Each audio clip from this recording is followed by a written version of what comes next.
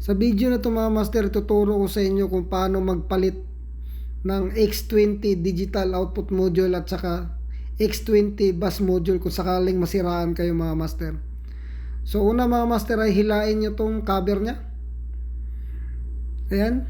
So pag nahila nyo na yan, so pipindutin nyo tong lock nya sa ibabaw para mahila mo yung terminal connector nya.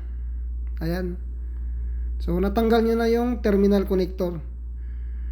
Yung next step nito mga master ay itong digital output module na to na X20. So pindutin nyo lang yung ibabaw sabay hila. Ayan. So ganun lang yung pagbabaklas nitong digital output module na to na X20 mga master. Tapos itong susunod yung babaklasin itong X20 bus module na to. So hilahin nyo lang yung ibabaw, yung lock nya. So sabay hila yan mga master. Naka plug and play lang to mga master, itong module na to.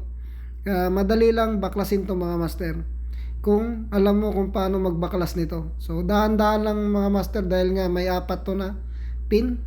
Yan, kung makita nyo. So yung pagbabalik nito master ay ganun din. So may guide naman yan, kaya i-shoot mo lang sa guide nya mga master. So para hindi kayo mahirapan magbalik. So sana magkaroon kayo ng idea sa video na to.